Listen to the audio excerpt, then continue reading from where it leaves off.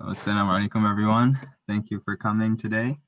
My name is Hamza, and I'll give a quick intro for Sheikh Yaffa before we get started. So the title of today's event is Africa, Africans, and Islam, a Historical Perspective. And this is the second part of a two-part series that the Stanford MSU did with Sheikh Mohamed Yaffa. So some of us met last week at the same time to discuss the topic of racism and the Islamic response. So if you were here last week, you already know who Sheikh Yaffa is, but for those who weren't here, Sheikh Yaffa is currently a talent and organizational development consultant at the Nova Scotia Health Authority with a focus on diversity, inclusion, and cultural competence. Over the past 15 years, Sheikh Yaffa has worked with several organizations in the area of social justice, supporting communities that face systemic and social barriers in Canada. And these communities include immigrants, African Canadians, Indigenous peoples, and individuals with disabilities. And Sheikh Yaffa is also a khatib, an Islamic studies teacher, a member of the board of directors at the Center for Islamic Development in Halifax. And he's a graduate in Islamic studies, Arabic language, and translation studies. And Sheikh Yaffa has ijaza in the narration of Imam Nawawi's 40 hadith, the coupled chains of Imam Malik, the preliminary hadiths of the Six Sunan, and other books of hadith.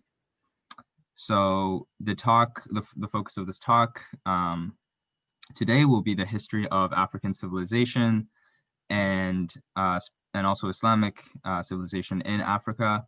And the idea is this is a topic or a part of Islamic history that's often ignored or forgotten and not really learned about. And so we want to kind of shine light on this part of history in hopes of uniting us as an ummah and making us more educated, and also for spreading justice. So yeah, Sheikh Yaffa, welcome. You can take it away. Jazakallah khair. Bismillahir Rahmanir Rahim. Alhamdulillahi Rabbil Alameen. Wassalatu wassalamu ala rasulihil kareem. Sayyidina Muhammadin wa alihi wa sahbihi ajma'een. I would hate to interrupt, but I'm trying to, yes, alhamdulillah, it's better. So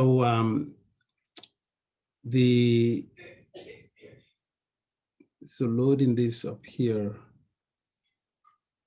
Okay, I think this is what I'm going to do. Okay, assalamu alaikum wa rahmatullahi wa barakatuh.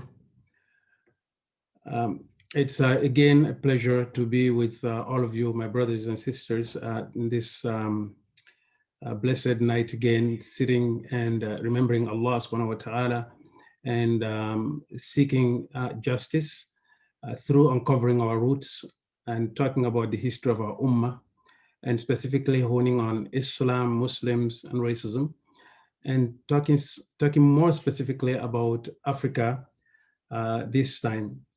Reminding all of us that Allah subhanahu wa ta'ala said, يا أيها الناس إنا خلقناكم من ذكر وأنثى وجعلناكم شعوبا وقبائل لتعارفوا إن أكرمكم عند الله أتقاكم. Allah subhanahu wa ta'ala says in the Quran, in Surah Al-Hujurat, He said, "O people, we have created you from one single male and a female and made you into tribes and nations, so that you can go get experiences and come back and share that, so you can understand one another and understand your world. But regardless of what your experience is, it does not make you somebody who's better than the other person, regardless of what geographical location or what race or ethnicity they belong to, or whatever incidental characteristics that they bring across in the place where we meet. For the noblest and the most prestigious and the most honored one amongst all of humanity is the one who is most Allah-fearing, the one who understands the laws of Allah properly and applies them in their lives. So that is the basis from which we are going.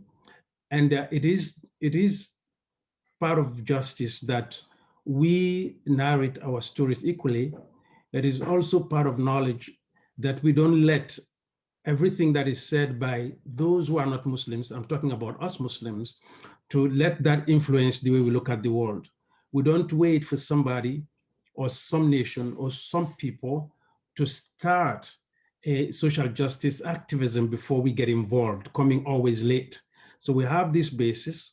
Allah subhanahu wa ta'ala is telling us that we are sent here as leaders, so we have to always take initiative. So I'm hoping, based on that, and I think I said this last time, that these are not 2 lectures, but they are just a beginning of learning that will be continued going forward, and that is your duty. So today, I have some few things for you, inshallah, and the objectives, as you can see on the slides here, is to learn about African history and the contribution of Africans to human civilization. We'll learn some few things, and to discuss the role of Muslim Africans in preserving and spreading Islam. That is a history that is not told as it is supposed to. So these are 2 objectives. Inshallah, I ask Allah subhanahu wa ta'ala that He makes it easy for us to achieve them.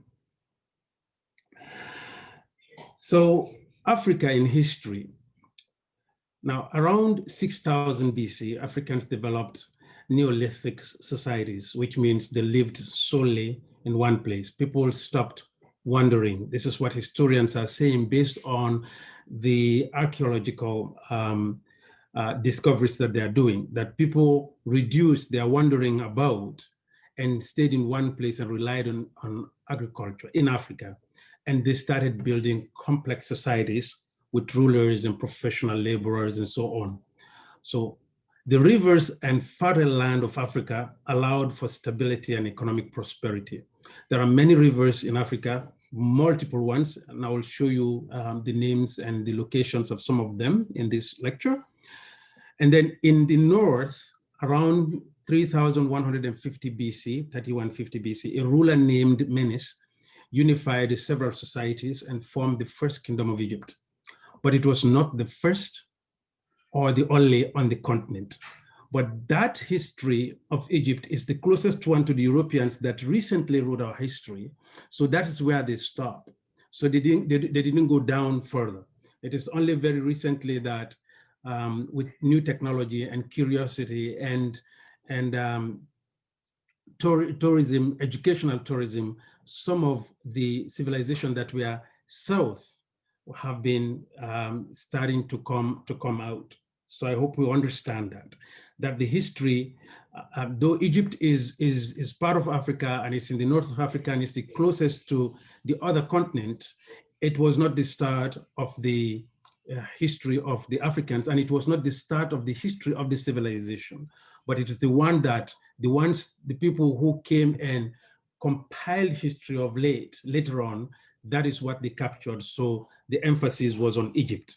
So it is good that we have that. It has become a starting point to go south and to understand other forms of civilizations that the Africans established and led in.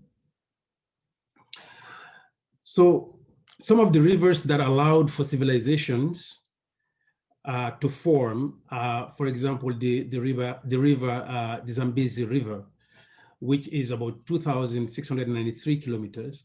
And it is in the area of Zambia, Angola, Zimbabwe, Mozambique, Malawi, Tanzania, Namibia, Botswana. So Southern Africa, it supplies all of those places. It passes through all of them. Now, the availability of water is an inspiration for staying, for civilization. So when people are going around looking for hay and grassland to feed their cattle, so when they come by rivers, then they tend to stay.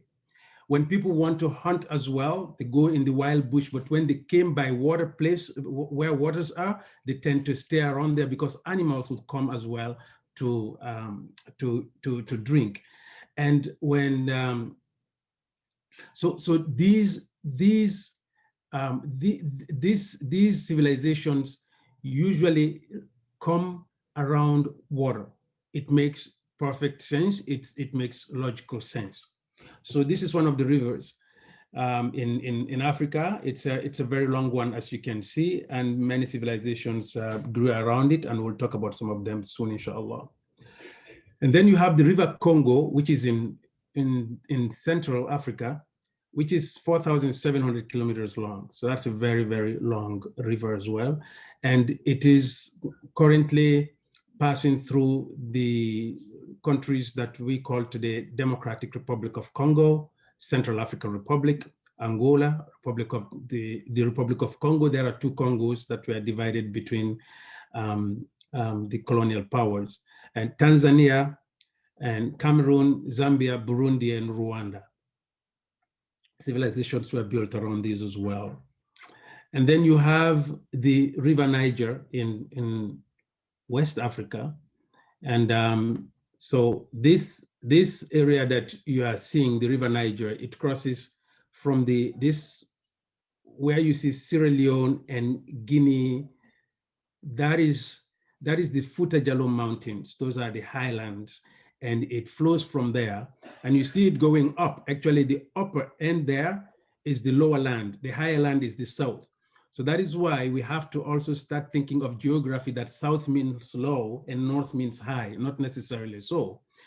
So this area, the area that is south between Mali and Guinea, that is higher land, that is Mande land, that is where the river flows from, and it goes north to the lower land. And then when it reaches around Timbuktu area, it starts taking central Mali, it starts taking turn going down, and it ends in around in Nigeria.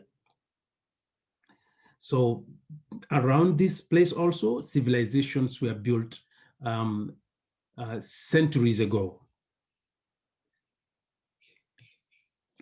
And you have the Nile in the east and north, which is the longest in Africa, 6,853 kilometers. And it starts from Ethiopia, and it passes through Eritrea, and it starts from, again, the Uganda, Tanzania, and Kenya, where Lake Victoria is. So the White Nile starts from that area, Tanzania, Kenya, Uganda, and then the Blue Nile starts from Ethiopia, and then the two of them meet in Sudan around Durman, and they form one channel and head north to the lower land into the Mediterranean Sea, so the Nile River. So the two sources of the Nile are deep in Africa, where Lake Victoria is, huge lake, and also in Ethiopia, in that area. So those are the main rivers that I wanted to talk about here.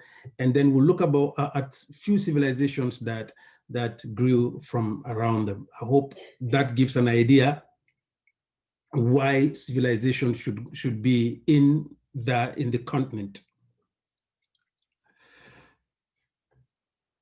Now, one of the civilizations that I just want to point a few things about is the Great Zimbabwean civilization, and it's in the southern area of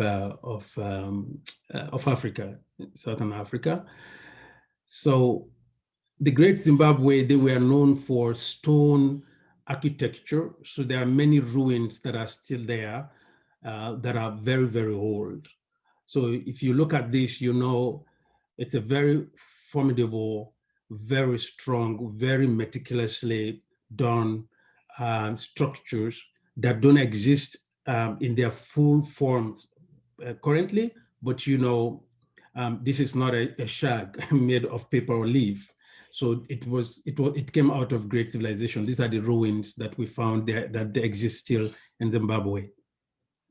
Then if you go to West Africa, the kingdoms of Ghana, Mali, Songhai, and Tekrur in West Africa, you find also traces of great civilizations that were there.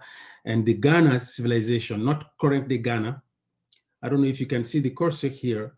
So Ghana, current-day Ghana, is named after the ancient Ghana, which was a much bigger land. It did not even extend to where current-day Ghana is.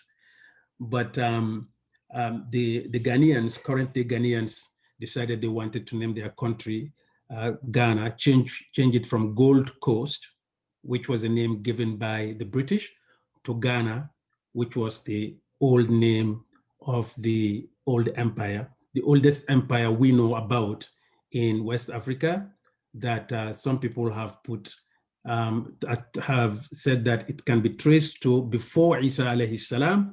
Some say 300 years after Isa, definitely before Rasulullah sallallahu alayhi wasallam.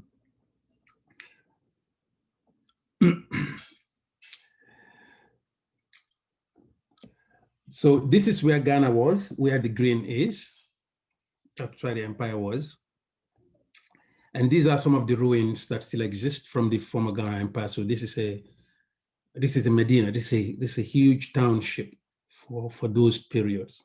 It's really a huge one. And if you go north to Morocco and Tunisia, and all the way to Algeria, you find these kinds of buildings still exist. So this style of building migrated from the south into the north. They migrated from south to the north. They still exist if you go to the towns and the outside the bigger cities, and people still live in them. And here is another ruin of ancient Ghana. And these are some ornaments made out of gold from that period. Now we go to the Mali Empire, which came after Ghana. So Ghana fell around the 12th century, and it took about some decades, and then on its ruins came the Mali Empire, which was a Muslim empire. They say the Mali Muslim Empire or the Islamic Mali Empire, and people don't say the Islamic Ghana Empire, although when Islam came, the Ghana Empire was the one that existed, and some of the kings did not embrace Islam, but they let Islam grow within Ghana, and it flourished during their times. But the Mali Empire, there were some kings that actually made Islam as the law of the land. And they introduced the Arabic language as the way of writing, of scribing whatever they wanted to keep. So that is why people will refer to Mali as the Islamic Mali Empire or the Islamic Empire of Mali, but they don't say the same about Ghana. And I want to say also that Mali is not the current day Mali with its geographical borders. It is the same area, but it had different borders. So all the names that you're hearing today, these are all new names that were given to, new names and borders that came out of colonialism. In West Africa, instead of 2 or 3 empires, now you have 16 countries. Some of them are so small, if the fly sits on the map in front of you, on them, you can't see them. So the empire was founded by Sunjata Keita and became renowned for the wealth of its rulers, especially Musa Keita, Mansa Musa. The Manding language was spoken in the empire. So the Manding language is spoken currently in Mali, a little bit in Senegal, a lot in the Gambia, a lot in Guinea, about 4% in Sierra Leone. You find them in Liberia as well. They make a large percentage in what is now Cote d'Ivoire. They make majority in what is Burkina Faso. So it's a huge tribe that was involved in trading for over centuries, and they still exist there. So they call them Mandinko in Gambia, Maninka in Guinea, and they have many other sub tribes, like they call them Saraule, the Jula, the Koniaka. These are all tribes of the Mande. I shouldn't bore you with that. These are not some things that you will remember, but just to give a perspective and a context. This is what the Kingdom of Mali was like, approximation, of course. So this is, okay, we'll get to how Mali looks today. This is what it looked like during those times in the 1350s. And this is an ancient building from Mali, and this is not a ruin, it still stands. I believe it is the Sankore Masjid. It's a masjid, and we'll talk about that very soon, inshallah. So this is a depiction of Mansa Musa, one of the richest and most famous kings of the Mali Empire. Actually, pound for pound, many historians say that there has been nobody on the face of the earth who controlled more wealth than he did. Nobody on the face of the earth who controlled more wealth than he did. And inshallah, we'll talk about some of the things that he did with his wealth. And he was a Muslim, of course. You can see his name was Musa. And he took after his older brother, who was Mansa Abu Bakr. So there were families of Muslims who ruled Mali in those days. And Mali still remains as a Muslim majority country up till today.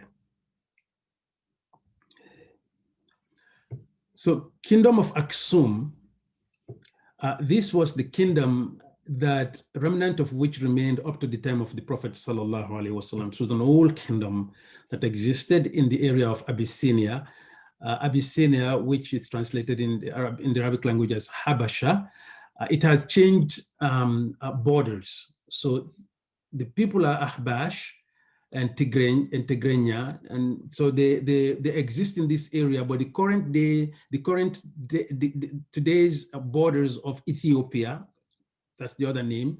Ethiopia has most of what used to be Aksum, or what was Abyssinia, but they are not the exact borders, because there have been a lot of raids and adding land, reducing land, rebellion, and cutting away from the empire, and so on and so forth.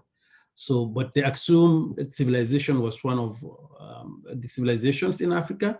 As you can see, they developed also, they had currency, and they had coins that they exchanged for goods, and they built a lot of structures.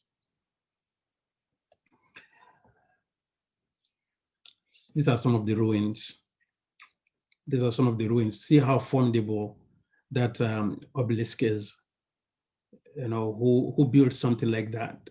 It has fallen down, but those rocks were standing into some containing hollow thing, and it was all one piece raised up. So it was an amazing knowledge of architecture that they had during those days. Now, the last kingdom to control Yemen before the birth of the Prophet ﷺ was the Aksum kingdom. So King Caleb of Aksum was the last one, and to control Yemen and its surroundings. So he actually tried to control Arabia. So in Tariq al-Tabari, which is Imam Tabari's history, it's a very important book for Muslims to read. Abraha is said to have been the commander of the second army sent by Caleb. So Abraha was the viceroy of the Ethiopian king in Yemen. So Yemen was under the African kingdom during that time.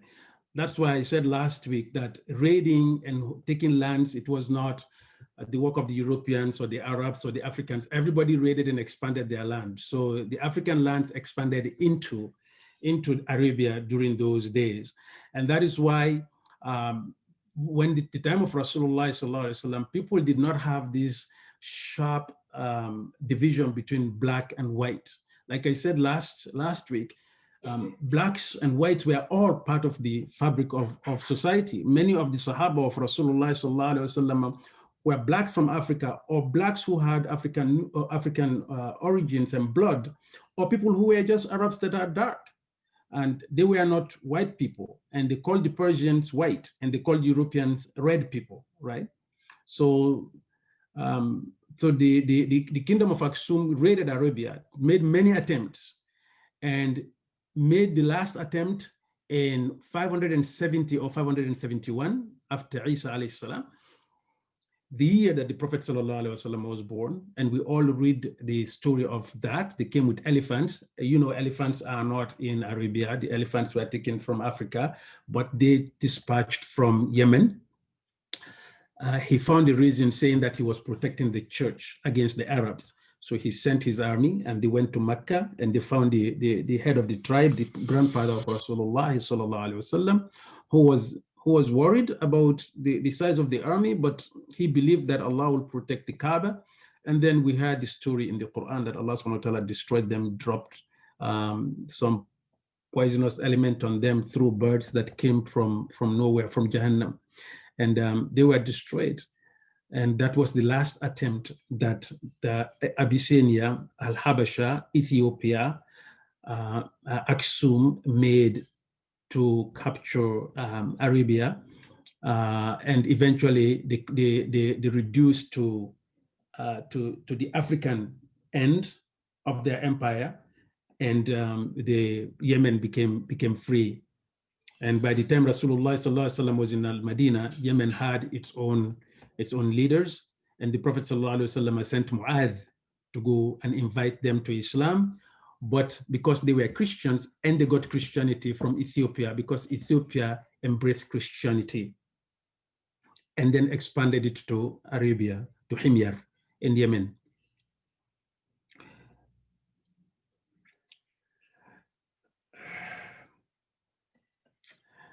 So the contributions of all of these civilizations to war, of all of these civilizations to the world civilization are just few things, some things that we want to talk about.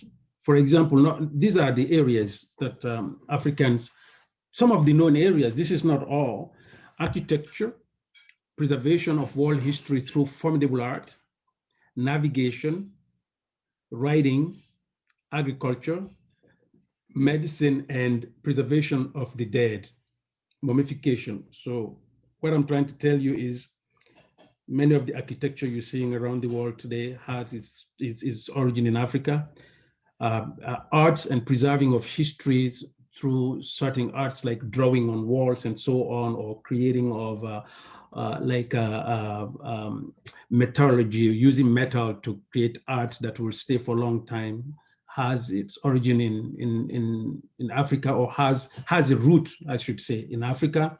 Navigation, the Africans were the first people to navigate the world. They always believed that there is a land beyond the sea. So the Southern Africans sent they braved the Indian Ocean and went all the way to the Pacific. And if you see Papua New Guinea and Australia and Fiji Islands, you find Black people there that were not brought in by anybody. Those were people who sat in boats and headed for those places. Either many of them got killed, or they stayed and died because they didn't have enough food, they didn't know the land, and some survived. And up till today, and they forgot their civilization because they were not, you cannot prepare to travel months and months on waters that you don't know. So they eventually came upon these lands and they stayed in, and many of them are Bushmen today, and they are isolated, and they have cultures that they have developed in those places. And like I said, in the Aksum, they braved the sea and went into places like Yemen in Arabia. And in the Atlantic Ocean, we will learn that Mansa Abu Bakr sent hundreds of a flotilla of boats to go see what is beyond the Atlantic. Some came and arrived in the Americas long before Christopher Columbus, who was not even a baby then. Right, so that happened. And then when the Muslims came to West Africa as well, the Northern Sea that is separating Algeria and Morocco from Africa, they braved that as well and went into Spain and took Spain and spread Islam there as well. So all over they were navigating. Now, writing also, as you can see on the Aksum coins, you can see that there are scripts written on them. And the holographics that you find in Egypt actually was found in the south of the continent as well. So it didn't start in Egypt, right?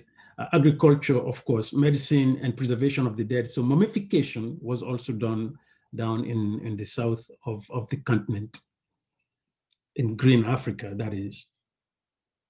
And medicine, one of the medicines that endured for very long is fermenting banana and having banana wine to clean sores and to heal wounds, right? And then people started creating, and now it is alcohol. Alcohol is known to be like it's anti-germs and bacteria. So it kills. So it's the same process of fermenting the elements and bringing it to that stage where it can be used for. And they used to do surgeries, and they used to do C-sections, right? And they used to sterilize their tools. So these are all old technology that the people in those days, centuries and centuries ago, had to their possession. For example, let's take the pyramid when we're talking about architecture. So pyramid structures have been part of African architecture for generations, like I said, and it still continues to till today, right? So they were built in different sizes depending on the purpose. So they were built for public courts, celebrations, sacred rituals, such as burials and other things, places of worship, relaxation for the patriarchs and the kings. So some of these uses still exist today if you go south. So the art of building pyramids, believe this, started in the south and went north and was culminated in Egypt. And I will give you proofs, inshallah. These are all pyramids from all over Africa, what you see in front of you. From Nigeria, from Sudan, from Mali, from all over the place before they got any contact with Egypt. That is why I'm saying it started south and went northwards. This is a Ugandan pyramidian structure. So what happened is whatever they had, they built with that. They built these pyramidian structures with it. And as they went up and then they discover more materials, they used them. So by the time it arrived in Egypt, the knowledge had developed. The technology was tip-top. This is Timbuktu pyramids in Mali. This is Igbo pyramids in Nigeria.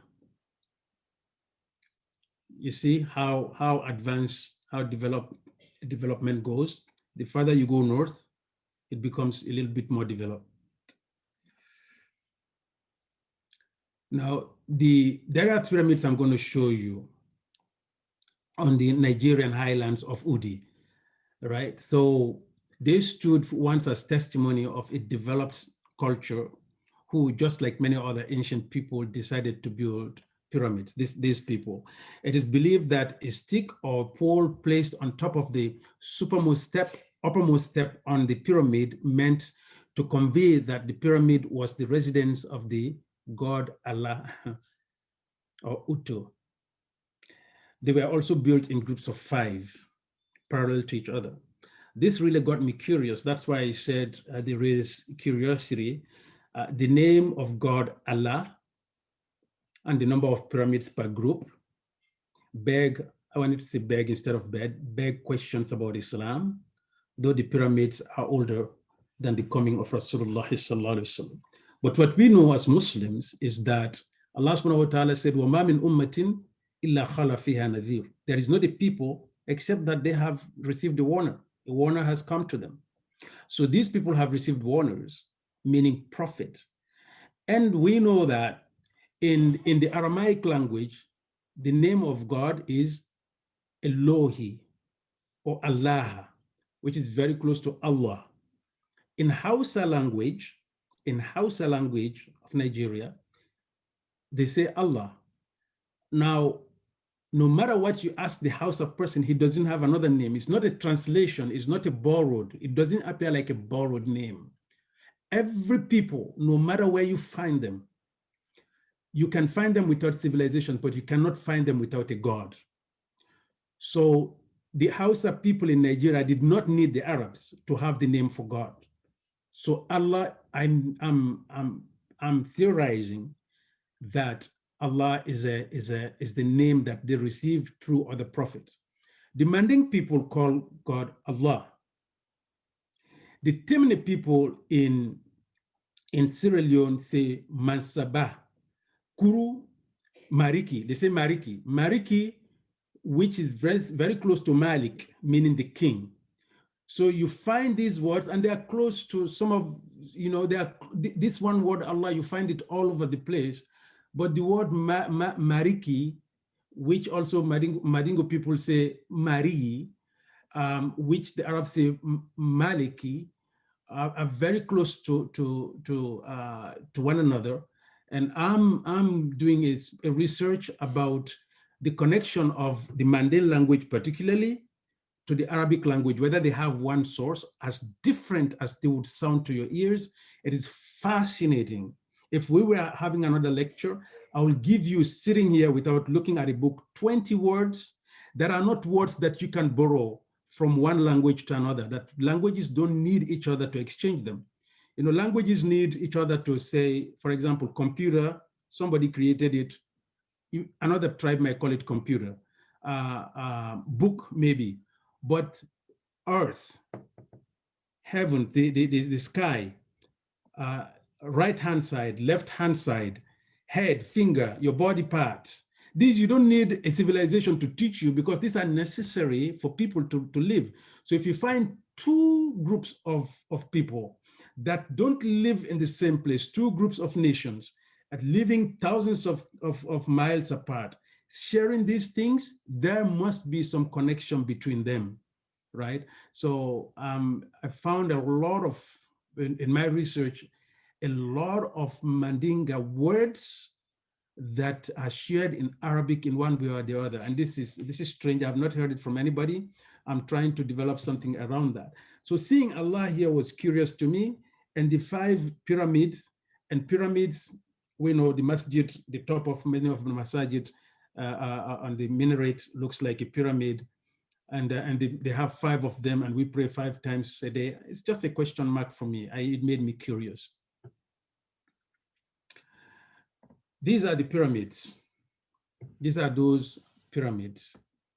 5, they are in groups of 5, parallel to each other. These are the Kushite pyramids in Sudan, right? Now, experts estimate that there are anywhere between 200 and 250 pyramids in Sudan alone, which makes the African country one of the few on earth who has more than 100 standing pyramids in Sudan. And they're from Nubia. These are some of those pyramids. Same thing. The Kushite pyramids or Nubian pyramids. They still exist, huh? These ones still exist. So you see the improvement from south onto Sudan, and when you move to Egypt, you see they have improved even further. Now, when the explorers came and found these pyramids in Sudan, and they found Amun's name in one of them, they said, oh, it must have come from Egypt, because they find it very difficult to say, no, maybe it came from here to Egypt, you see. They find that difficult because they do not want to admit that we made a mistake before. That is hard for human beings to say. But there is likelihood that it started here and went up. Even if these particular pyramids are not older than the Giza pyramids, but it could be that there are pyramids that have been destroyed that are just older, because as we've seen, Egyptians didn't go south with their technology. They didn't go south with their technology. So it moved from south to north. This is the Pharaoh pyramid. This is Egypt. I think these are older than the Giza ones. And these are the ones that are in Giza. This is Khofo, the first one. Second one is Khafra. And the third one is Mangara. I don't know if you visited it, but I've visited it. And these are huge blocks. You can stand in front of one of them, and it is as high as you, and you can spread your arms. You cannot reach the 2 ends. Huge blocks. Only Allah knows how they did these things. So they had amazing technologies. And this is from south of Africa all the way to Egypt in the north. You find these things. Now, pyramids out of peanuts. If you are not smiling there, you are not listening. So the Africans were fascinated with pyramids, and they even, so Al-Hassan Dantata, this is not long ago, this was is a northern Nigerian, Hausa or Fulani person. I was a trader in kola nuts and groundnuts. Groundnuts is the name we have for peanuts in West Africa. I think the British call it groundnuts. And he was a distributor of European goods. So this is not very, very long ago, because he died in 1955. So he had he had peanuts also that he would export to Europe. So what he did to store them, he will create, he was very, very rich. So he was the richest man in those days in Nigeria. And Nigeria was rich in agriculture and many other things and mining. And then when petrol came, they went away from that, and now the country is suffering because they have left those. But this was the richest man in Nigeria then, and he made pyramids even out of peanut. So if you think I'm joking, these are bags of peanuts.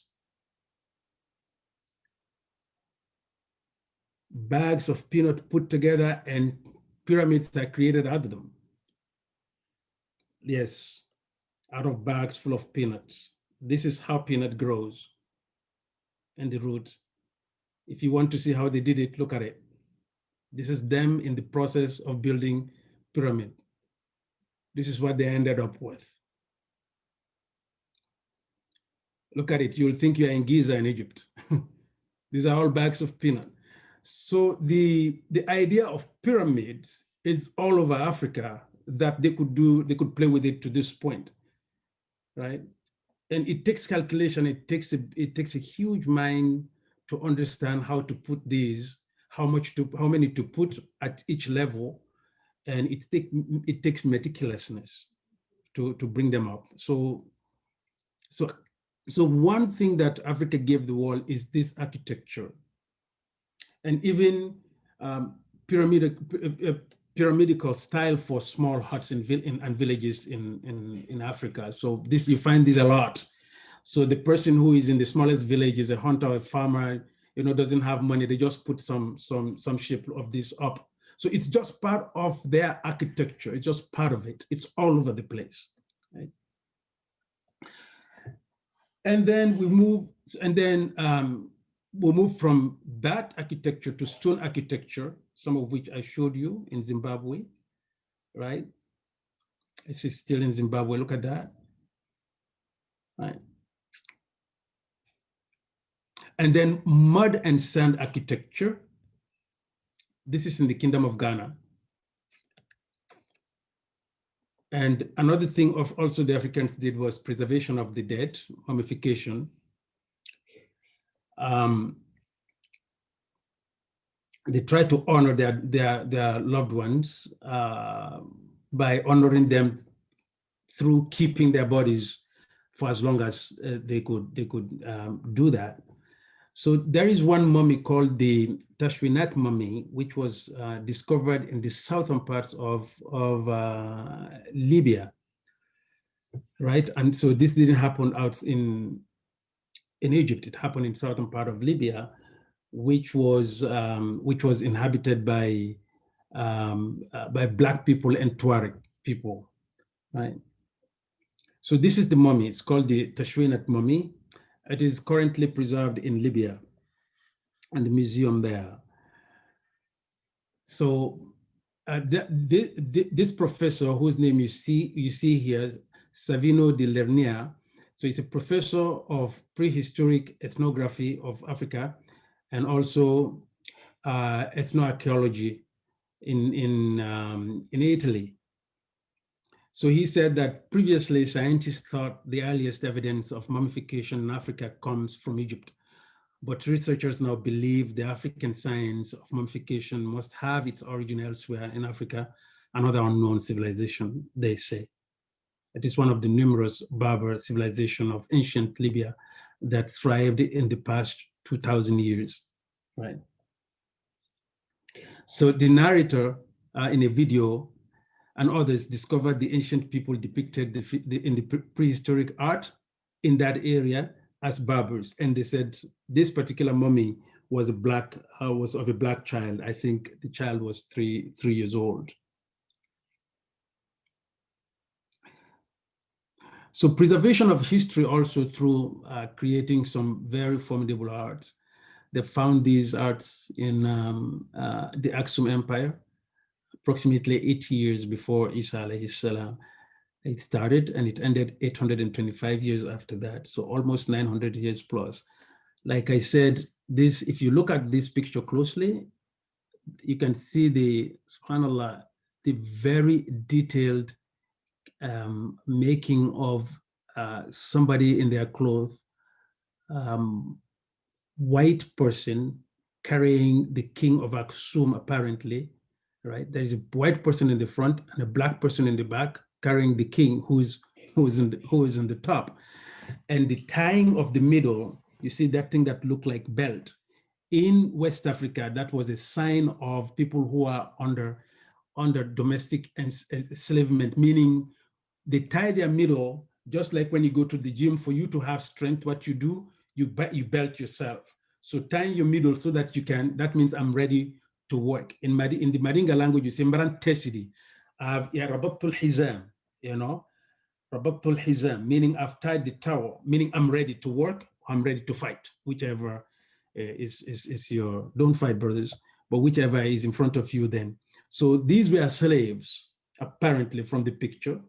And they were carrying something that looks like they're carrying their king, or they're carrying something in the empire of Aksum.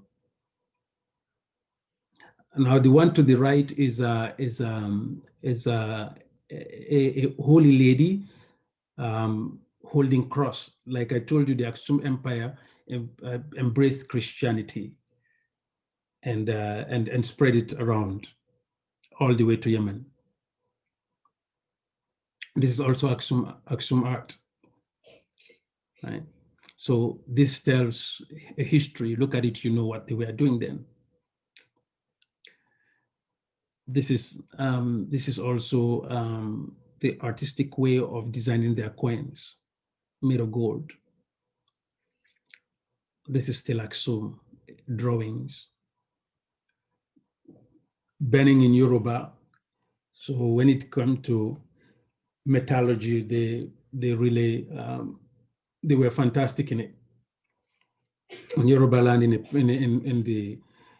to the west of Nigeria, you have a state called Benin.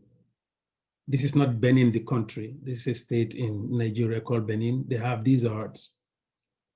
Look at that. They still have them in museum right now. These are old arts.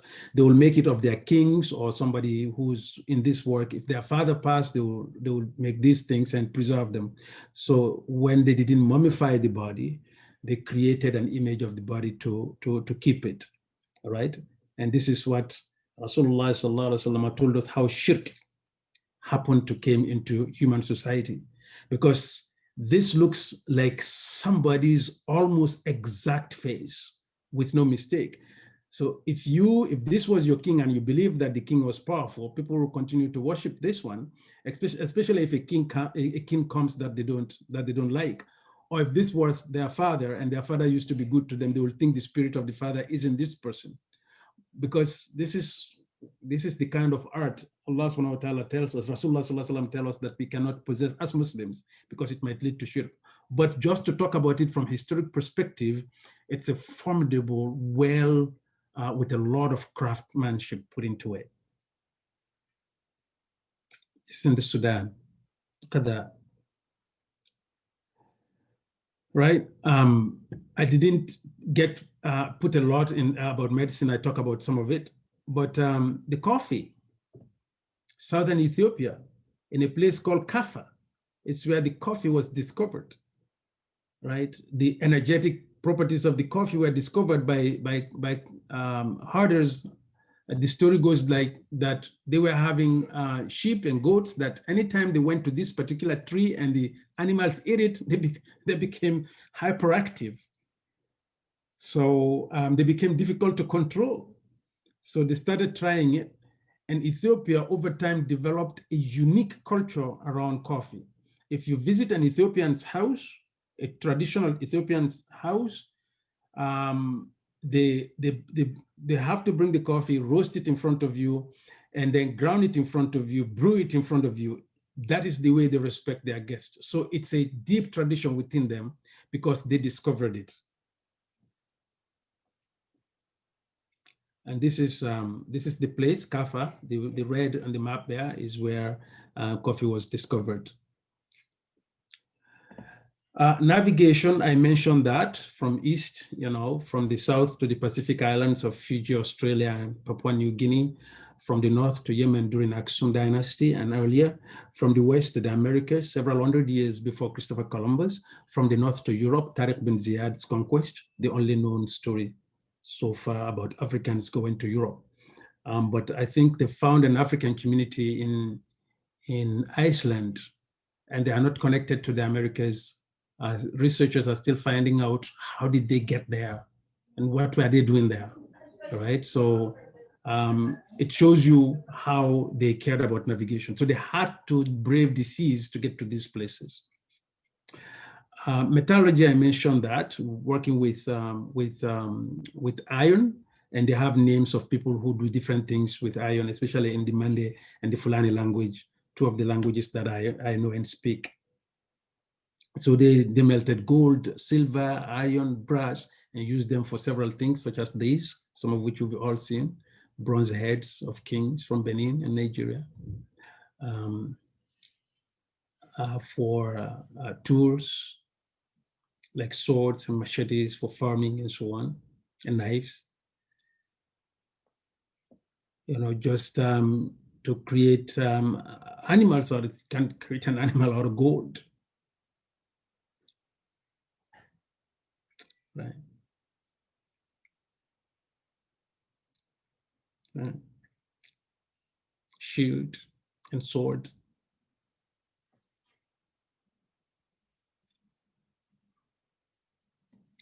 Now, that is the civilization, that is the contribution, that is the central place of Africa in civilization, navigation, medicine, architecture, and so many things which we have not been told.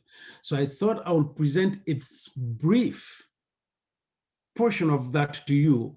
And this is not an academic presentation, but it's all based on academic presentations.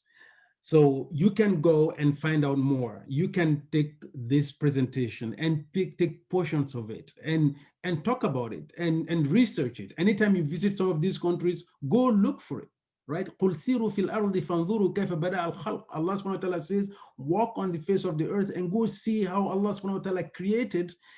And then you can discover. This is how you learn. But if you sit here and just listen to the news and wait for some George Floyd to be killed before you start your exploration of who your brothers and sisters are, it is not the way we are meant to be, right? It's not the way we are meant to be. We should actually take initiative.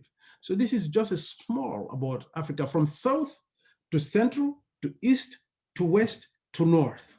Right? And I hope your perspective has changed about everything came from north to south, and understanding that many things came from south to north, because those were the places where the settlement started, and people moving north took that technology along with them. And when they came to the barriers, which is the sea, they stopped for a while, until when Islam came, they moved again, right? And went into and braved the seas and went into Europe and went into Arabia and other places. So let's talk a little bit about Islam. Now, Islam has, I'm going to talk about it from three stages: East Africa, North Africa, and West Africa. I'm sorry, Southerners, today is not your day. So first, we will start with East Africa. The first coming of Islam to East Africa is Muslim refugees running away from the persecution of their people in Mecca and heading for Abyssinia, Ethiopia. And Rasulullah sallallahu alaihi wasallam told them, he said, go to Abyssinia. There is a king that does not allow injustice. in his country. Go to him. And indeed they went and they sought permission and they stayed, and the Meccans sent after them Amr ibn al-As and other people, diplomats of the Quraysh, the Meccans, and they came to the king and told the king, just like the propaganda machine that we get today, oh, don't take Muslims. Muslims are bad, they are terrorists, they are this. Exactly. It's what they did. They went to the king, they said, you have people in your country that are bad people, they are dangerous, they don't respect laws, they did these things to their countries, and we've come to save you, so send them back to us. So let's get a rendition. The king said, I'll listen to them first. So he called them, and Ja'far, the cousin of the Prophet ﷺ, came and spoke eloquently and told them what Rasulullah ﷺ stood for and what they learned from him and the reason why they moved to his place. And they went back and forth, like in his court, each one arguing his position. They said, oh, he's saying bad things about your prophet, the Meccan said to the king. The king said, is that true? Ja'far came and read the Quran to him, Surah to Maryam, and the king said, that is exactly the same thing that I know. And he told the Meccans, go back. So he kept the refugees in Abyssinia. They stayed there. There was a second migration after some years again. There were people who returned after some time. There were people who stayed and held their religion. There were people who joined Christianity, because Habasha, Armenia, Roman Empire, and Ethiopia were the strongest countries where Christianity took hold. Christianity was very influential in these countries, even before Egypt, right? So Ethiopia was very strong in Christianity. Some Muslims that had moved there, some of them became Christian, although the king became Muslim afterwards, and Rasulullah ﷺ made the first abstention prayer on someone, which is Salatul Ghaib, on An-Najashi when he died. So this is the story, in short, of Islam, in the first coming of Islam in Africa. That's what's in Ethiopia, before Islam went to Medina. Before the first Muslims were in Medina, they were in Ethiopia first. And that's the honor that Africa, Allah subhanahu wa ta'ala gave Africa when it comes to Islam as well.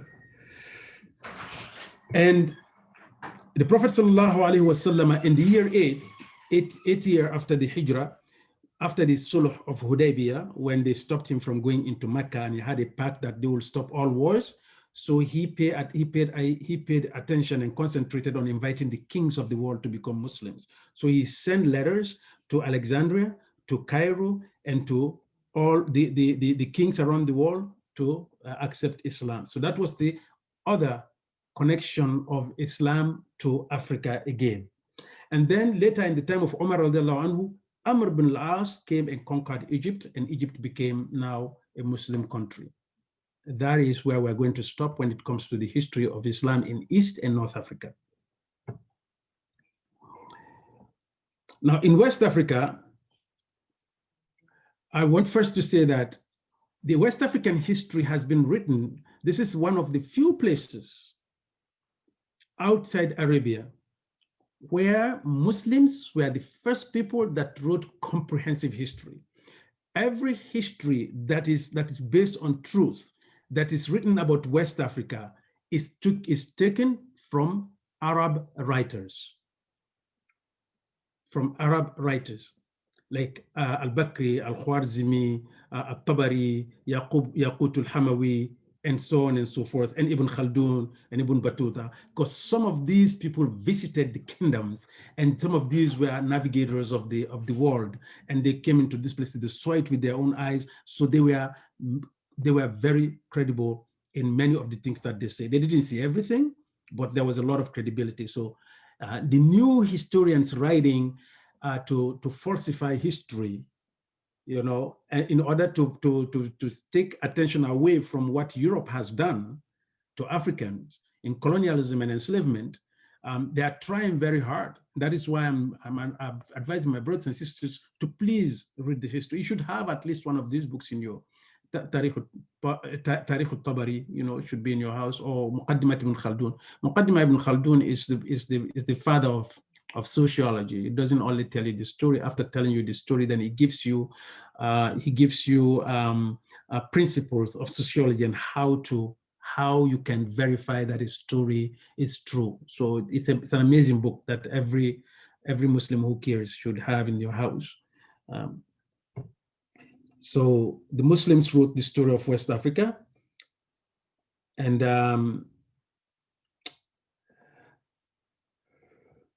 so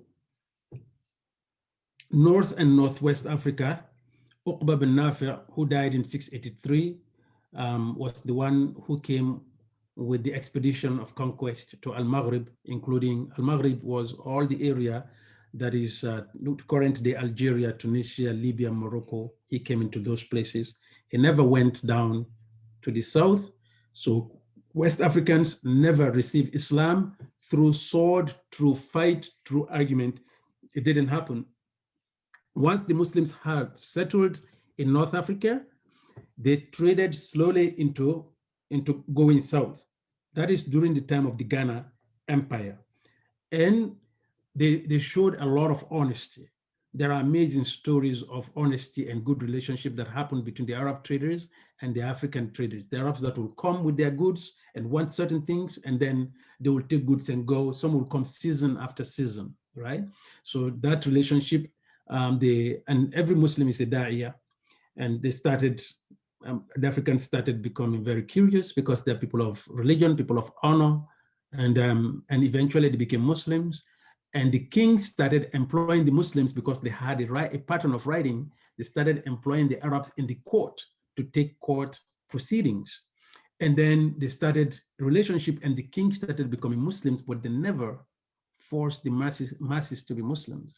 That is why when the Christians and the Europeans came much later, a couple of 100 years later, by the way, the people that they stole and took to the Americas, some of them were Muslims, and some of them were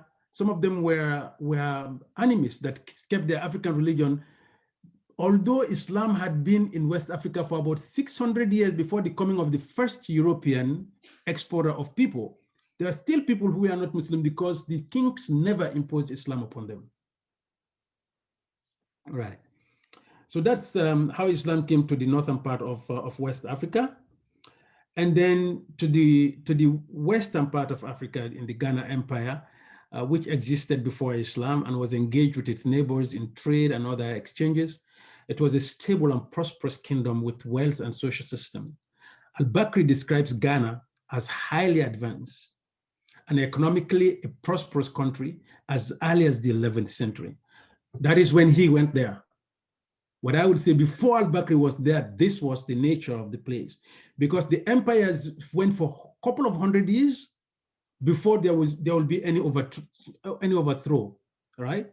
So over 1,000 years or so, you have like 4 or 5 kingdoms that existed in the same place over 1,000 years. That means a tremendous amount of stability, right, and prosperity in the place.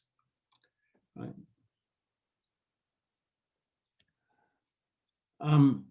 A snapshot of the history of West Africa: the Ghana Empire, 300 to 1,000, 300 after Isa alayhi salam to 1,000. Then the Mali Empire, 1235 to 1670. Ibn Battuta came after the Mali Empire had existed long ago, 1304. Ibn Khaldun, 1332 to 1406. First European contact with Africa, 1442, when the Portuguese came, and they had conquered all the sea lines and so on, right? So they were emboldened by Africans exploring those places. They seeing those Africans, they also took boats and came down and discovered the place and started navigating the rivers, right? That was the first contact of Africa with Europeans. I mean, from Europeans coming. It's not by Muslims going. Muslims had gone before that and had been to the Americas before that. It was all after the 1442, and then when they came to the Americas and tried to enslave, and then they brought a lot of diseases, the people died, and they were looking for hands, and they knew Africa was there, and they knew that they had relationship with Africans. They knew a little bit of that land that they knew of North America, of the Americas. So they went and mostly stole people and brought them down here to work for their own economic prosperities. So this is the way the history happened, okay? So I will just move a little fast just for the sake of time. The Mali Empire, which came at the ruins of the Ghana Empire, started in 1215 by a man called Sunjata Keita, right? Who was himself not a Muslim, but he allowed his people to become Muslims as much as they want, right?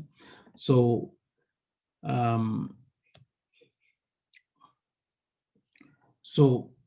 Mansa, let's talk about two people from Mali Empire, and we'll keep it at that. That is Mansa Abu Bakr and Mansa Musa. First, Mansa Abu Bakr, the older brother, 14th century, is known as Mansake. Actually, the Mansake means the king. They say Mansaku. That's my language, that's written wrongly. Was the 9th Mansa of the Mali Empire, Mansa Abu Bakr. He succeeded his nephew, Mansa Muhammad. You hear that name, right? Ibn Gao, and preceded Mansa Musa. Mansa Musa came after him.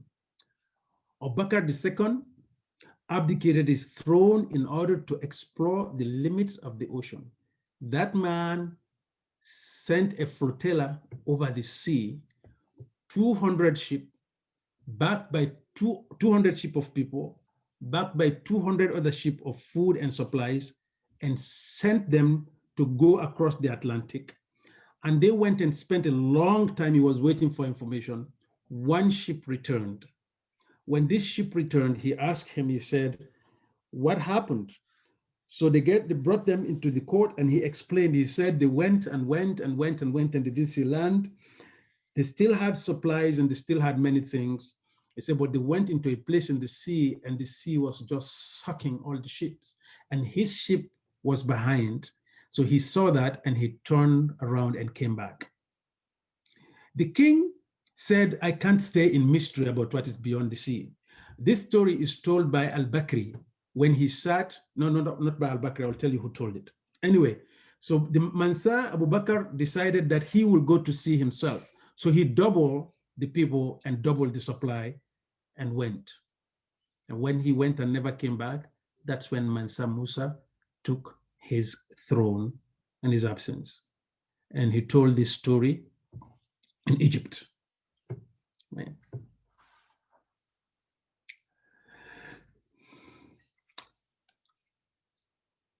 So Al-Umari visited Cairo. Imam Al-Umari visited Cairo after Mansa Musa stopped there during his historic Hajj. Now Mansa Musa did two Hajj. First he went to Hajj, then he found Muslims really suffering all through his way. Once he left his empire, West Africa, he found people suffering, and Egypt was one of the biggest cities. He found a lot of poverty in Egypt. He went to Mecca, found a lot of poverty there then as well, at least to his own standard. Because as I told you, he controlled more wealth than anybody on the face of the earth in history, maybe except Sulaiman alayhi salam. The richest man on earth. You Google that, you search that in Google. If they don't lie to you, they will tell you. I believe it should be there. So when he went, he found people poor, so he came back. And the next year, he took 200 or 2,000 camels, filled them with gold, their bags with gold, and headed for Mecca again. And on his way, he was giving people monies and gold. He gave so much gold in Egypt, gold became useless. And he went to Mecca, but wisely, he took the gold also and made it as a way to attract the ulama. He said, you come to my country and I will host you and I will give you whatever you're asking for. I want you to bring the ilm. And he brought the ulama with him and he hosted them in the Sankora Masjid, which was built by one Madinga woman, and they opened a university. This became the second university ever existing on the face of this planet after the University of Qarawin which was the first one in Morocco. So now you get the first university and the second university, both built in Africa, and both were established first in the hands of the masajid where they were established, the mosques were built by women, 2 women from these 2 countries. So the university idea is an Islamic idea. So when you read certain books, you are given the daraga or degera degree, however you want to call it, and you're given the big gown, which you guys still put on you when you go, and then you are awarded the certificate, and they give you the imam on your head, which has been changed. Now you have your hat and you throw it in the air in the end. So it is all Islamic tradition.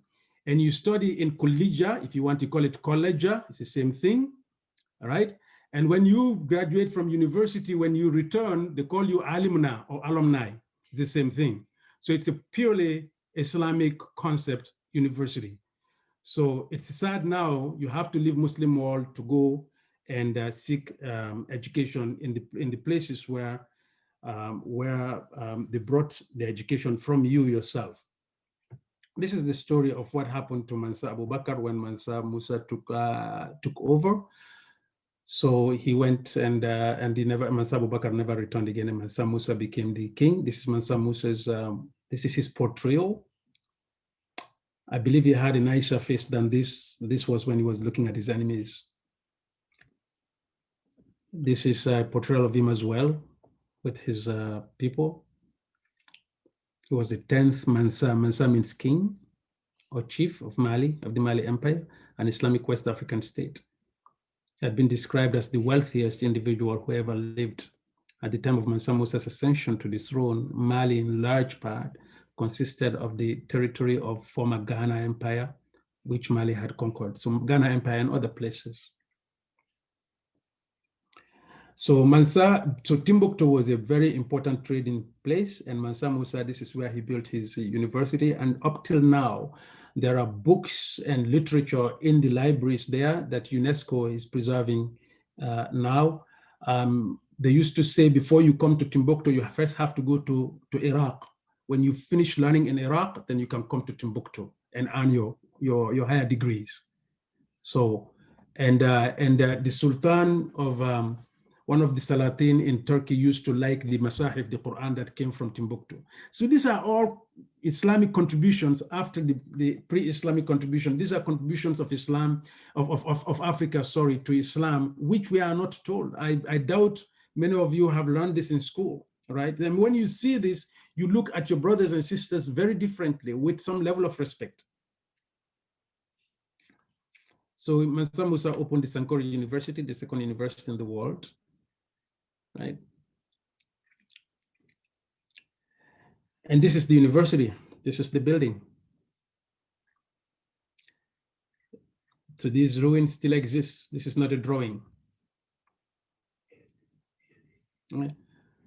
Now, there was another empire, which was Tekrur, which existed to the west, farthermost west, around Senegal, where Senegal is now, around the 2 banks of the river Senegal. And they said that they were the first people to accept Islam as a mass, right? So they had a kingdom there that's called the Jawogo dynasty.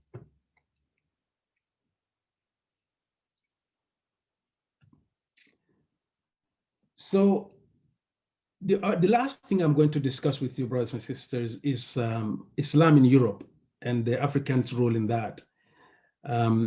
In the 8th century, when Islam had found its place in West Africa and North Africa, like I told you, in those days, they were all one people before they came and divided them into blacks, white, Arab, and non-Arab. And many of the leaders of Islam, like I told you, are black people. And many of the teachers are also black people from Mali, because people used to come all over the place to go either to Morocco or to Timbuktu, right? And the trading used to happen there. So the Muslims from the north brought the Islam down, but trade existed before that. And it even strengthened the relationship. So an army was formed under the Abbasid Khalifa, and they crossed the sea and went to Gibraltar, which is Jabal Tariq, Gibraltar, and they conquered Spain and Portugal, which became Andalusia, and Muslims were there for 800 years. And Tariq bin Ziyad, this is a depiction of him. It doesn't look very white to me. And even if this is not him, it didn't look like this. If he was white, there was no way anybody was going to imagine him as black. So I just want you to think about that. But this is not said to us for many reasons. One is the people didn't care then who was black, who was white. It was just beautiful being together. But since America, the New World, became this country, this continent that separated between people, the idea was exported because the culture was exported with it, right? And now ourselves, we are seeing us, we are looking at one another from this perspective, right? Like I told you, Abdurrahman bin Auf, one of the noblest people, his sister Hala bin Auf married to Bilal bin Rabah as one of his two wives. The other one was a Syrian woman, right? So this could be how Tariq bin Ziyad looked, and he conquered Spain. And that is why, and there were a lot of black people, I can say almost certain, because later on when the Europeans started exploring from Europe to exploring the Americas, some black people came down here with them, not as slaves, but as free people who came to explore around and not to look for slaves either. And one of them was this man, Matthew da Costa. He's a black man from Spain who was a member of the exploring party of Pierre du Gaulle, right? And he came from Spain. He was the first recorded free black person to arrive on the territory of today's Canada, Matthew da Costa. So he didn't come from America. He came straight from Europe. So when Europe changed against Muslims and drove the Muslims out and took the Red Masjid and just return it back to Christianity, many of these people became Christians again. And when they started their exploration, some of them came along with them. It makes perfect sense. There is no way a black man will be living in Europe those days because the slave trade had not started, and coming over here as an explorer, and he was an interpreter. He lived there for very long, actually in Nova Scotia, where we are, and he lived there so long, he learned the Mi'kmaq language, which is the native people's language here, and he was an interpreter between the Europeans that are coming here and the Mi'kmaq people. That's Matthew da Costa. So this is, all of this happened, the Mali Empire, and these developments, they happened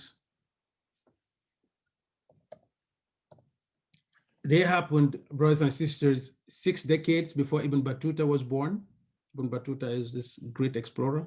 Nearly a century before Ibn Khaldun was born, right? A couple of centuries before Christopher Columbus was born in 1451, and about 700 years before the coming of white people to West Africa. So when we see that the history of Africa is being talked about starting from slavery, it's total ignorance, right? So everything I've said to you is hundreds and hundreds of years before the coming of the first white man to West Africa.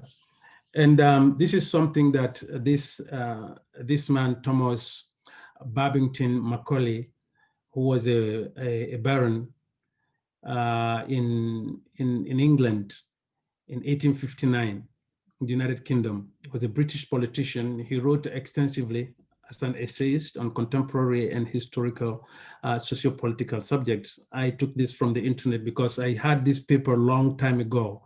So I just went to see more about him. So he was Secretary at War for Britain between 1839 and 1841. So he visited Africa, and this is what he said. He said, "I have traveled across the length and breadth of Africa and have not seen one person who is a beggar, who is a thief, Such wealth I have seen in this country, such high moral values, people of such caliber, that I do not think we would ever conquer this country unless we break the very backbone of this nation, which is her spiritual and cultural heritage. And therefore, I propose that we replace her old and ancient education system, her culture, for if the Africans think that all that is foreign and English is good and greater than their own, they will lose their self-esteem, their native culture, and they will become what we want them, a truly dominated nation. So this is from Lord Macaulay said this on the 2nd of February, 1835. This is what he said. You can see in this the sinister thinking. Few things captured my imagination, my admiration actually. He called it a country because the vast land was not divided. They had not divided it into small pieces. So he called it a nation, he called it a country, he called it whatever. So he just referred to it as a place, which is beautiful to show that they were united, right? But I had heard these kinds of statements as if they were conspiracy theories, that we always blame what is happening, like somebody's thinking about how to destroy us. But no, when I read this, I believed that, oh my God, ya Allah, they do sit and say something like this. You know, so it's not a coincidence, it's all planned. It's all planned. So, and they went in and they succeeded. They built schools, they built churches, they brought people and taught them, they changed people into to their religion, they did all of that. And it is not until the 50s and the 60s when Muslims started understanding and building their own schools and so on, because since the cultures of Mali and Takrur and Songhai were destroyed, the Muslims did not know what to do after that. And their relationship with the Middle East to relearn Islam was not great. Because it's a distance now. The empire that used to have caravan and routes has been destroyed, and then the British came after enslavement, colonialism came, and they divided it into small countries, and we find ourselves where we are now. But it's not very long ago when this was a great place, the greatest place on earth to be, and it still can be, and it is a duty of all of us to make sure that it does happen. That is what I have for you, brothers and sisters, tonight. I hope you've learned something new, and I thank you very much for your patience and for allowing me into your houses. That's what the news people say, and to allowing me into your space, maybe in your computers, I should say, and having this conversation with you all. Jazakumullah khairan. May Allah subhanahu wa ta'ala bless you and guide all of us and return us to our good roots. Assalamu alaikum wa rahmatullahi wa barakatuh. Jazakallah khairan, Sheikh. Jazakallah, Sheikh. I know we went a little over time, but if the Sheikh has some time for questions. I'm okay. I just apologize that I think this is the word they use. I was passionate. I think I was into it. I didn't even look at the time once. No, I could feel the passion. It was really fascinating. Alhamdulillah. Does anyone have questions? You can unmute yourself. Trying to stop share now. Should I stop sharing? Yeah. Okay. Bismillah.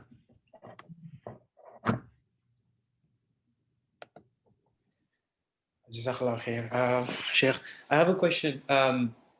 Are you familiar with the story of Omar ibn Said? Yes, I can't give you details now. Yes, you want to say a little about him?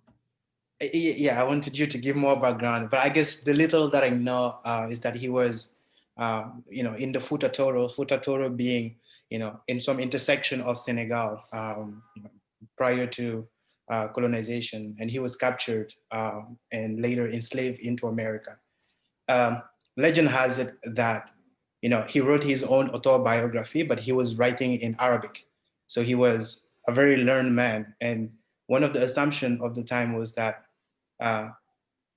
he could not have been learned. And so he would write sometime when he was in prison in Arabic, memorizing or like writing down his memorization of the Quran. And there's a lot of dispute around him in that, there is assumption that he converted to Christianity. Whereas when we look at it, it seems like when you look at some of the essays written about his own autobiography, he was very dear to Islam. He was very close to Islam and still was able to take from Christianity a lot of values that Islam preached. When he wrote his autobiography, he started it with Bismillah ar-Rahman ar-Rahim. Exactly, yeah. The first thing he started it with, right? So, and they have discovered there are documents about him in the Library of Congress. So he managed, so he was forced. So the way they narrate the story is that he converted. But actually, you cannot convert to Christianity knowingly and start your writing with Bismillah ar-Rahman ar-Rahim. Right, so he did write. So I think he is one of the recent proofs that many of the people, he was not the only one, many of the people that were brought into slavery were stolen. The only ones that were gotten that they got in a way that you can say, okay, you could blame the Africans for it, is the ones that were prisoners of war, that the people didn't know what to do with prisoners of war. So they want to get it. So it's a prisoner that cannot work, don't want to be enslaved. It's a proud person who used to be a general in the armies. So you let him go, he's your enemy. So you keep him for how long? So when they came, and the British and the Europeans, they came, they did not come, they came as if they're saying, we want people to go help us work. Of course, they can't say we're going to enslave your brothers. They would not have gotten them. Other than that, they stole people and they put them in these ships. And the students, the Tulab, were walking around, they were traveling around on their donkeys and their horses and their camel from places to places, and they will encounter some of these and these people who are huffaz of the Quran, of the book of Allah subhanahu wa ta'ala, and they put them in boats and bring them down here. And Umar bin Said is one, but there are many, many, many others, both in Southern America, like even Jamaica. The Muslims were part of the rioting against the British, to the point that the British actually had to have a sulh. They had to have an agreement with them to tell them, please, okay, you have your freedom, live where you want, but leave us with the ones that we have been able to subdue. So yes, there are several stories that are coming out now. Jazakallah khair for bringing that.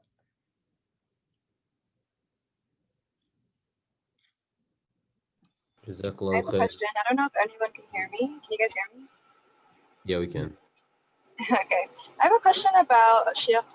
First, thank you so much for your time to talk about it and for the presentation. But I was wondering how you navigate knowing like what modern/ancient words and to use when referring to different regions, groups, ethnicities, etc. Because obviously a lot of these countries were formed today, but when you use a certain like country, different ethnicities might not be represented. Like, if you're talking about like Islam in East Africa, like Somalis were a major part of Islam spreading in that region. But when you talk about, I guess the ancient civilizations, I think most people who aren't familiar with that would mostly picture like Habesha people, but as we know, like most of them are Christian.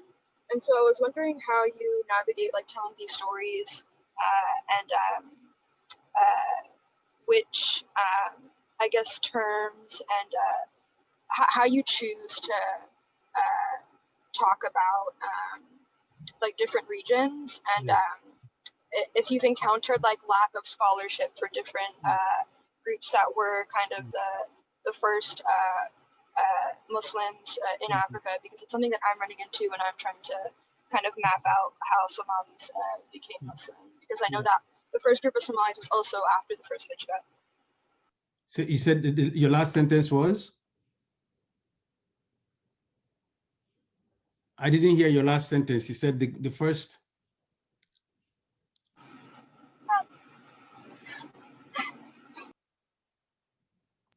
Sorry, I was saying that the first Somalis converted to Islam around the same time as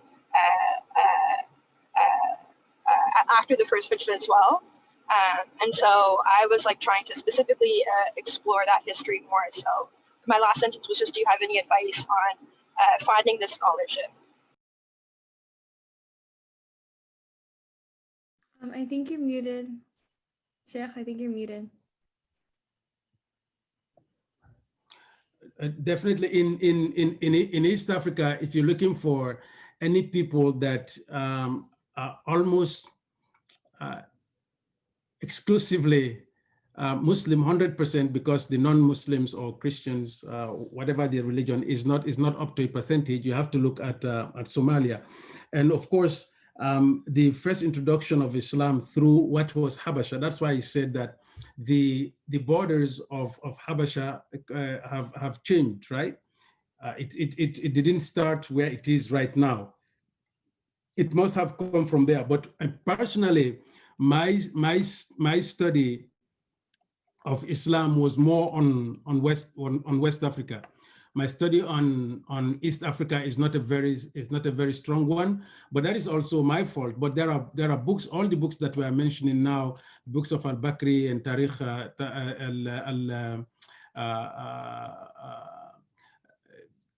and Ibn Khaldun, and all of them contain stories of how people became Muslims in these parts, all the way down to Mozambique, But I don't have enough in my coffers to handle the story of Islam in Somali as it stands. So, but that's an assignment that I have to actually take. I have always just brushed, as you can see this evening, I went to the time of the Sahaba, or to the time of Umar radiallahu anhu, and to Amr ibn al-As, and then went west. And the reason why I concentrate on West Africa is because of what has happened in West Africa when it comes to the white man stepping into that space and ruining it completely. Over 20 million people taken, and the importance of that also to the world today. That's why my attention is there, because it's a huge task to take the whole continent when it comes to Islam. But definitely the story is there. It's our duty, all of us, to explore it. And you've given me an assignment. Jazakallah khairan. Jazakallah khair.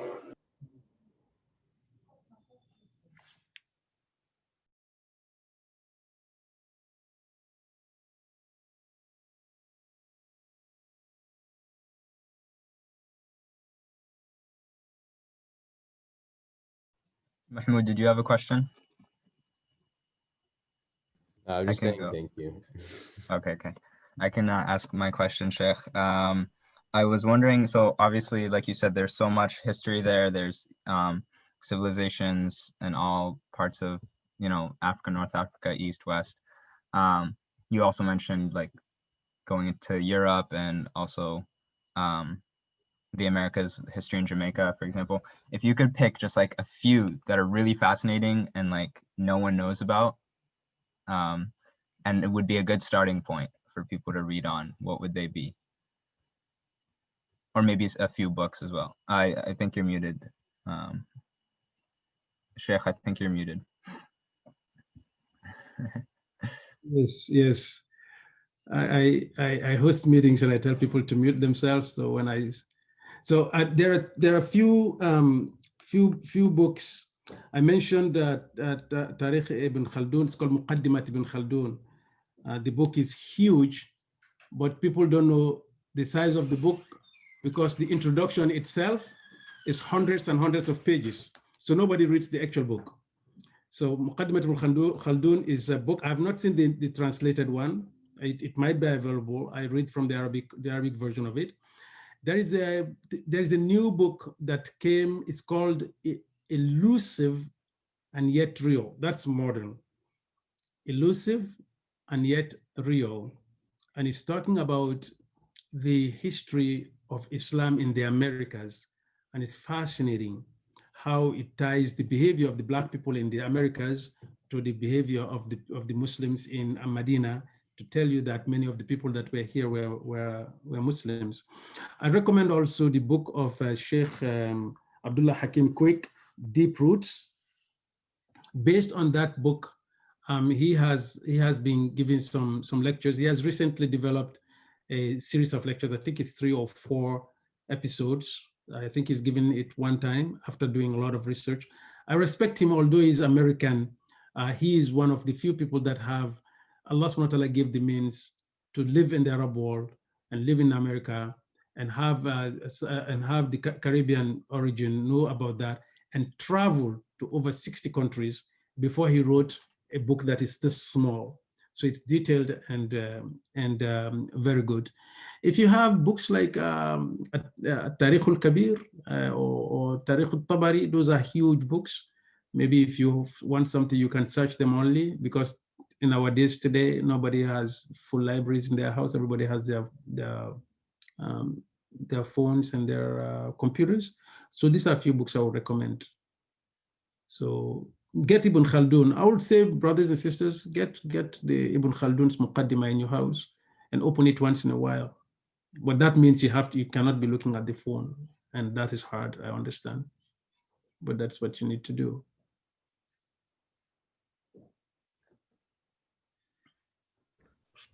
Thank you, Sheikh. I have a question.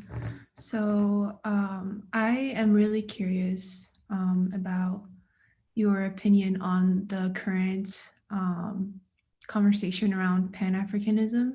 So one school of thought is essentially saying that Sub-Saharan Africa and North Africa are separate. North Africa tends to be more like Arabized or Arab.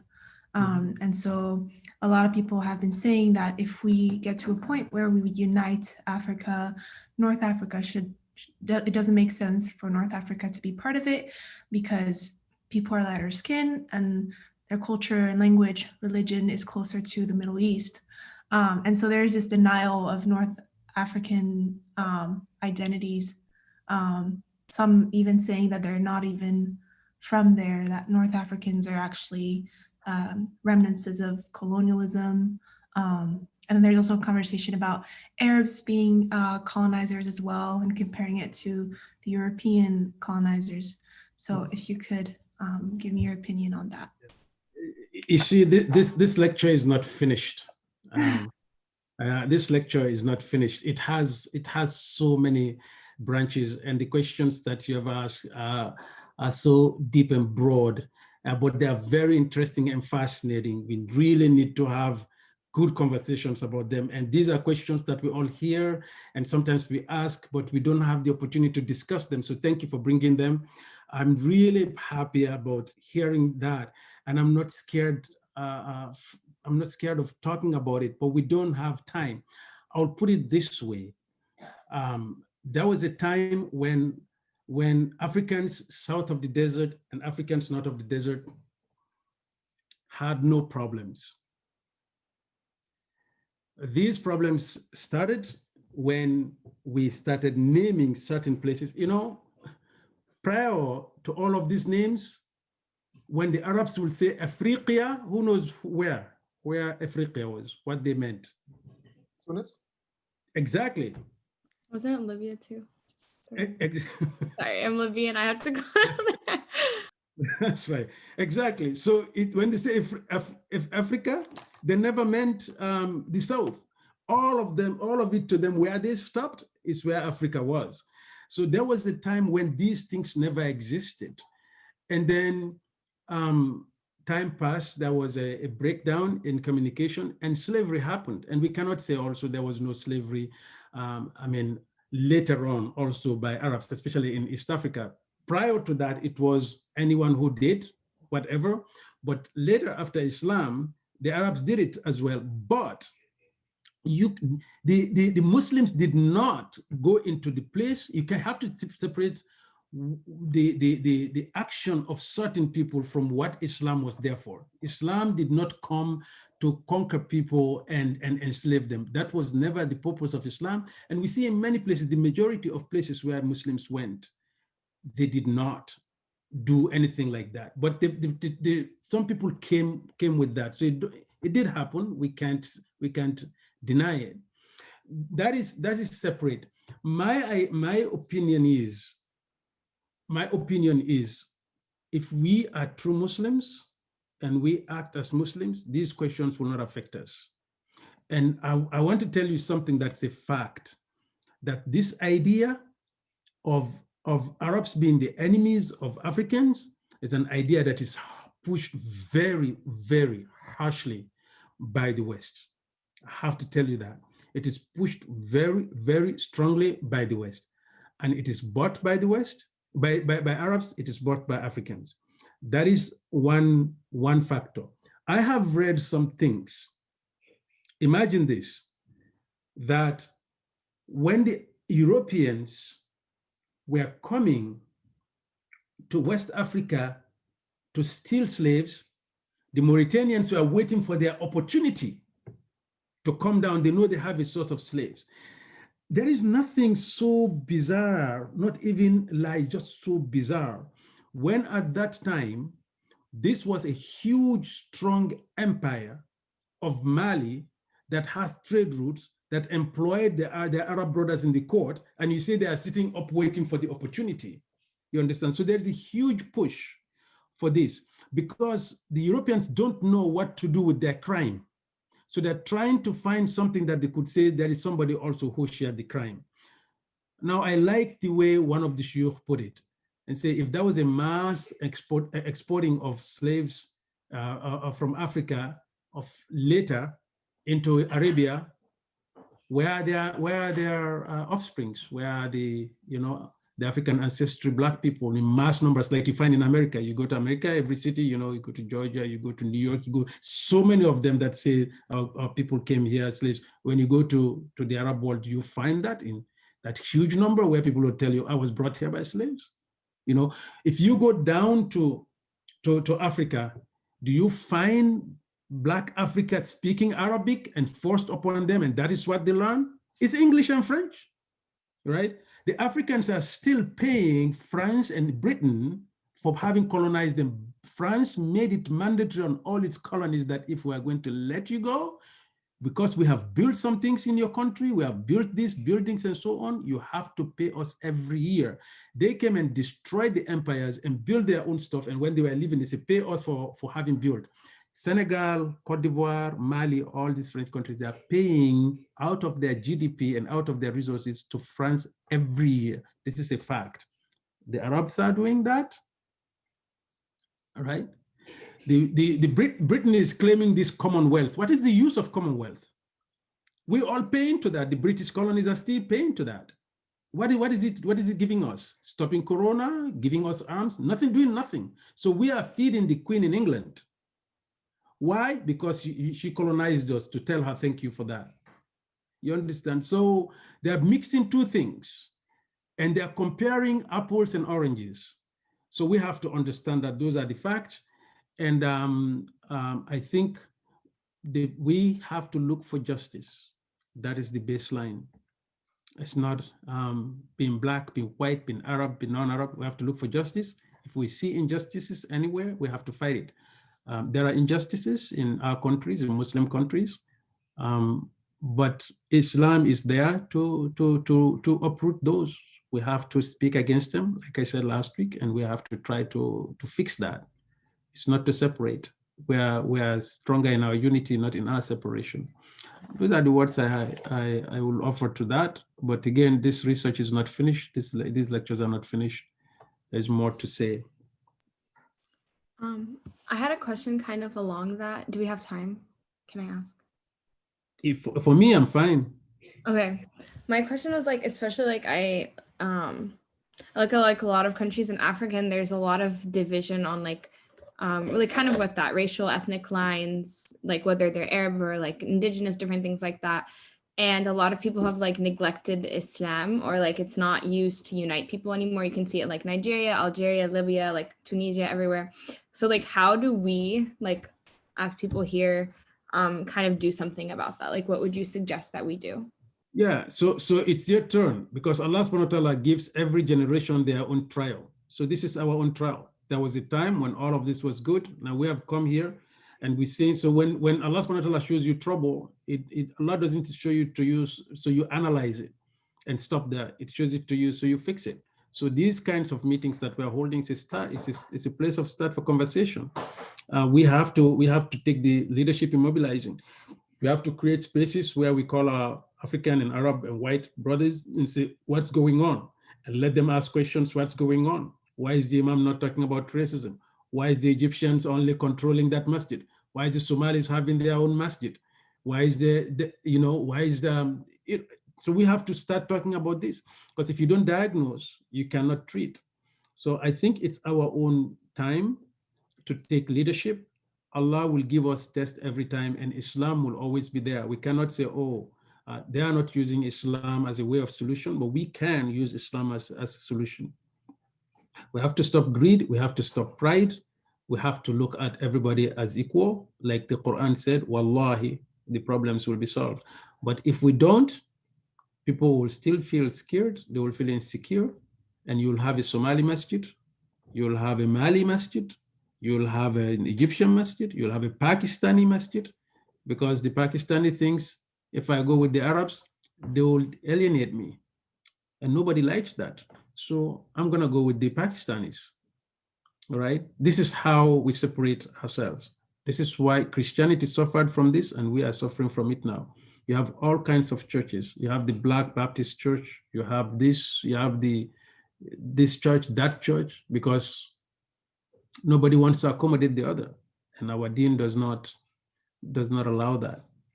So we have to work towards that. Everybody has to make it part of their agenda that they have to have an input into the unity of Muslims. Otherwise, Allah subhanahu wa ta'ala will ask us.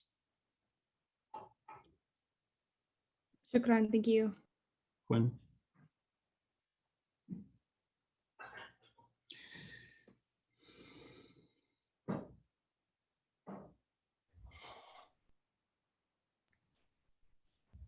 I have one more question. So I am from Algeria, grew up there. My parents are from Algeria.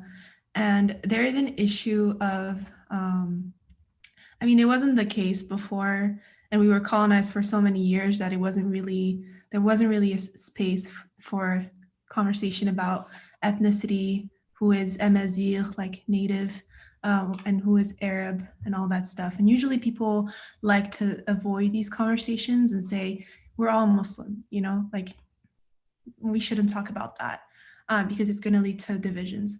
But then there are certain groups within the Amazigh people and certain Amazigh who have so much hate towards Arabs because, like, you know, there's this agenda that the Islam Arabizes us, right? We're Arab now that we're Muslim.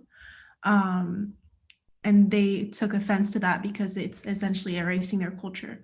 And so a lot of people essentially choose to speak Amazigh and French, even like, you know, liking the French over the Arabs. And you see, you know, younger generations also essentially starting to voice that, you know, hate towards Arabs. And then that also, you know, usually translates to hating Islam itself. Because they're so closely related.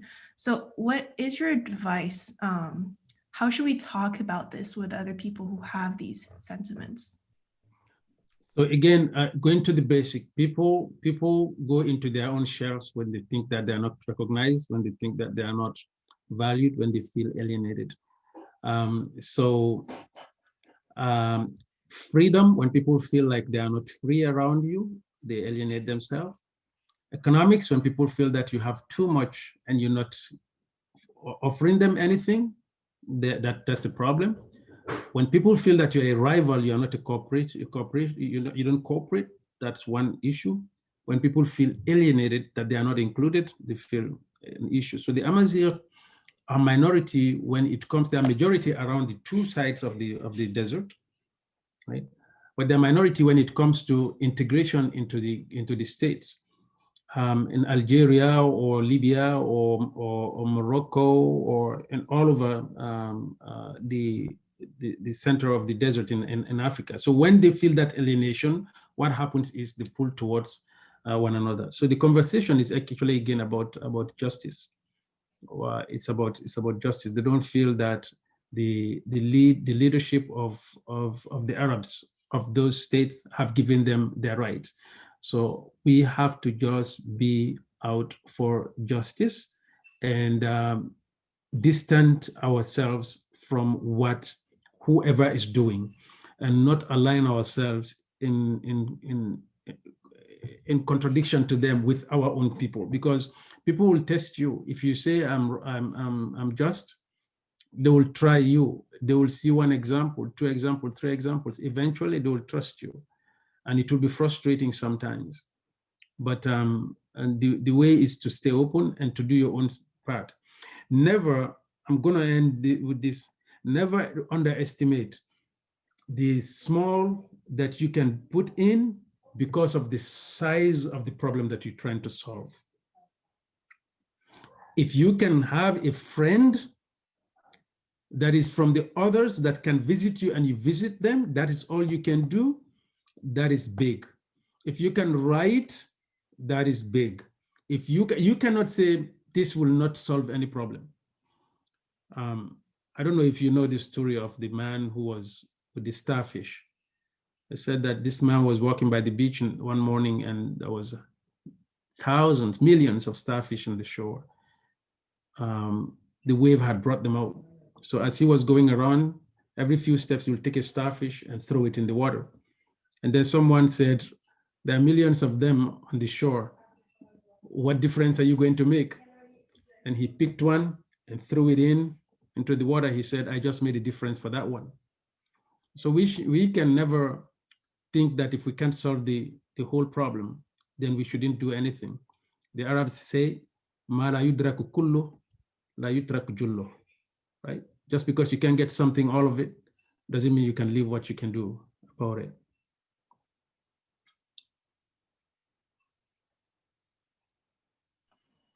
Thank you so much, Sheikh. I really enjoyed this.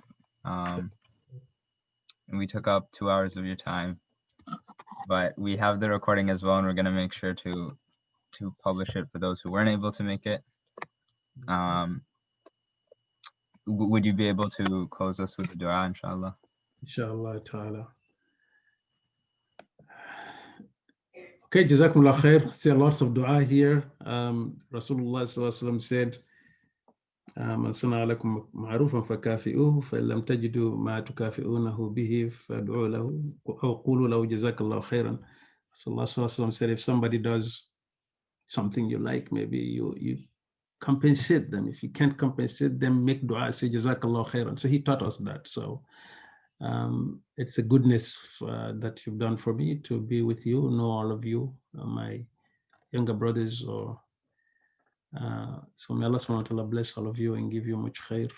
You know that life is not easy. There's a lot of struggle. There's a lot of stress. May Allah subhanahu wa ta'ala lift your troubles. Allah subhanahu wa ta'ala make your hearts light and give you things that you can smile at. Allah subhanahu wa ta'ala forgive your parents and make that they see you grow in their presence and you enjoy their presence and they enjoy your presence.